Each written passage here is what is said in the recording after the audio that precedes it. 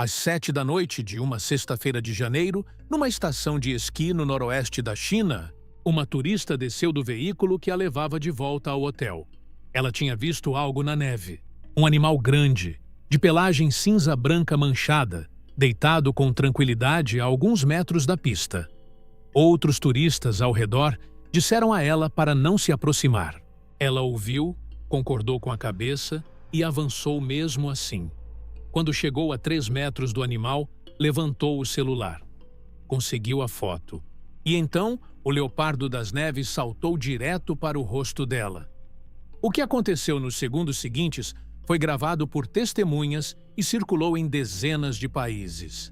Mas o que os vídeos não mostram é a informação que transforma esse caso de acidente em algo muito mais perturbador. Um aviso oficial tinha sido emitido na véspera, com descrição exata do animal, com a localização, com a instrução específica de não sair do veículo, não se aproximar, não tirar fotos. A turista ignorou cada um desses 3 pontos e quase perdeu o rosto por isso. Hoje eu vou te mostrar por que isso aconteceu e por que vai acontecer de novo. Para entender o que aconteceu no dia 23 de janeiro de 2026, no Geoparque Global da Unesco de Keketohai, no condado de Fuyun, região de Xinjiang, você precisa primeiro entender o animal que estava naquela neve. O leopardo das neves, Panthera uncia, é um dos felinos mais raros e mais mal compreendidos do planeta. Existem entre 4.000 e 6.500 indivíduos no mundo inteiro, com 60% do habitat localizado na China, segundo o WWF. Eles vivem em altitudes extremas, entre 3.000 e 5.000 metros, em condições que praticamente nenhum outro grande predador consegue tolerar. Sua pelagem cinza-branca com manchas escuras não é apenas esteticamente extraordinária. É um sistema de camuflagem tão eficiente que pesquisadores passam anos estudando populações inteiras, sem jamais avistar um indivíduo a olho nu. São animais que a ciência ainda conhece de forma incompleta. São animais que atacam humanos com uma frequência que beira o zero absoluto. Um estudo de 2020 que entrevistou 261 criadores de rebanho na Mongólia, pessoas que vivem em contato direto com o habitat do leopardo das neves, não registrou um único relato de ataque humano, apesar de múltiplos casos de ataques a animais domésticos. Isso é relevante porque define o contexto do que aconteceu em Fuyun. Não foi o comportamento normal do animal. Foi uma resposta a uma situação anormal criada por um ser humano.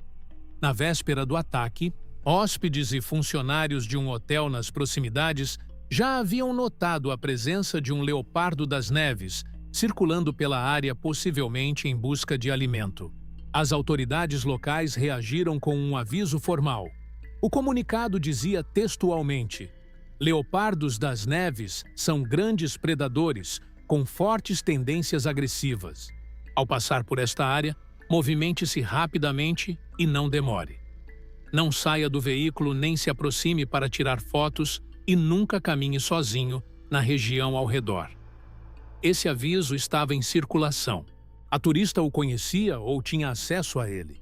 E na noite seguinte, às 7 da noite, quando o veículo que a levava de volta ao hotel passou pelo animal deitado na neve, ela desceu. Outros turistas que estavam no local a alertaram repetidamente para não se aproximar. Ela ignorou os avisos, avançou em direção ao animal e, quando estava a apenas 3 metros de distância, o leopardo saltou direto para o rosto dela. Os vídeos que circularam nas redes sociais mostram a turista deitada imóvel na neve, com o leopardo sentado ao lado dela. Em outra sequência, 2 pessoas ajudam a mulher ferida a se levantar e se afastar, enquanto ela pressiona as mãos no rosto abaixo do capacete de esqui. Uma voz pergunta se o leopardo foi embora e uma das testemunhas responde: foi. O que salvou a turista de consequências ainda mais graves foi uma combinação de 2 fatores que ela não controlou: o capacete de esqui que usava, que absorveu parte do impacto da mordida na região da cabeça, e a intervenção de um instrutor de esqui que estava nas proximidades. O instrutor correu em direção ao animal, agitando os bastões de esqui de forma ameaçadora, o que foi suficiente para assustar o leopardo e fazê-lo recuar. Ela foi levada ao Hospital Popular do Condado de Fuyun com ferimentos sérios no rosto. O estado era estável. O capacete, segundo as autoridades locais, foi descrito como fundamental para que ela não tivesse perdido estruturas faciais permanentes.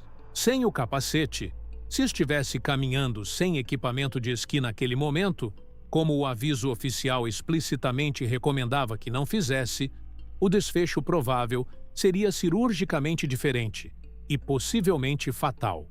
Um animal que raramente ataca humanos atacou porque um humano eliminou a distância que o mantinha em modo de fuga. É uma física comportamental simples, e ela foi ignorada por causa de uma foto. Se você assistiu ao vídeo do ataque e a primeira reação foi de incredulidade, como alguém ignora múltiplos avisos, desce do veículo, se aproxima de um leopardo selvagem a 3 metros, tira uma foto e só então percebe o risco, você está fazendo a pergunta certa, mas está direcionando ela para o lugar errado. Porque o comportamento dessa turista não é uma anomalia.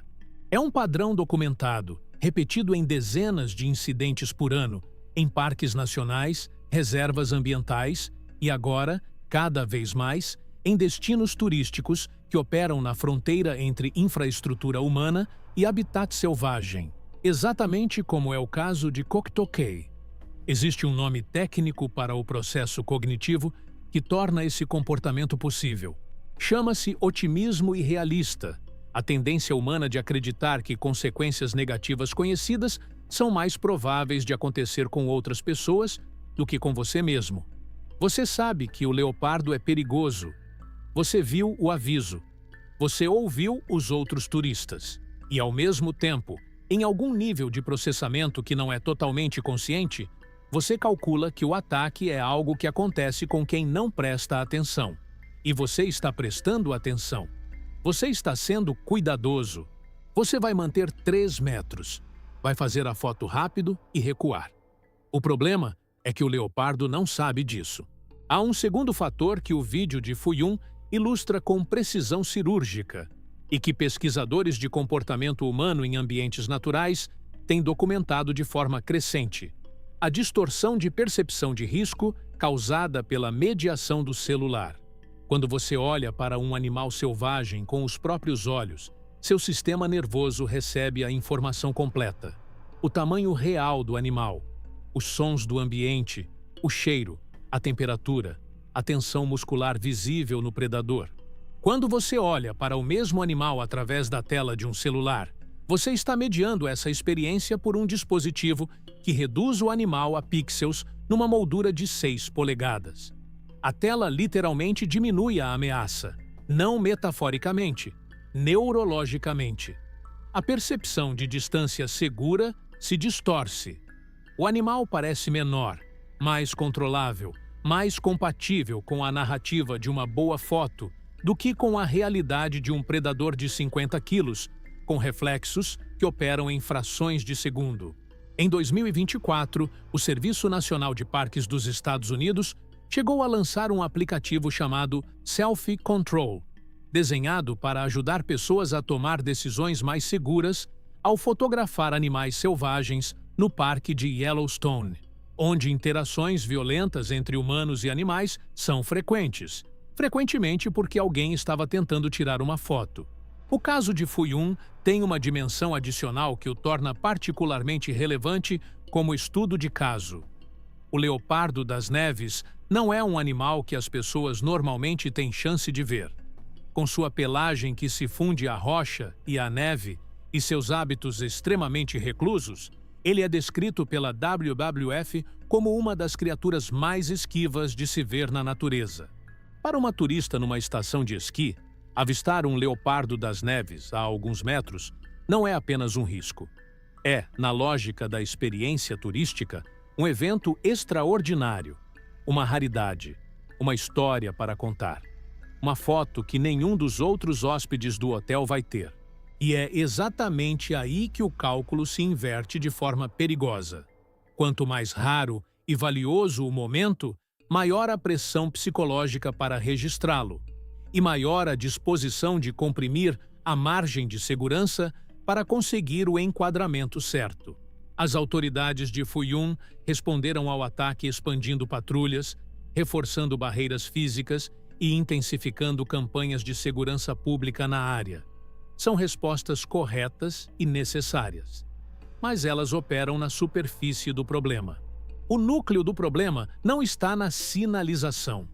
Está no fato de que vivemos num momento histórico em que a documentação de uma experiência competiu, naquela neve, com a sobrevivência, e por alguns segundos, a documentação estava ganhando. A turista está estável. O leopardo voltou para as montanhas.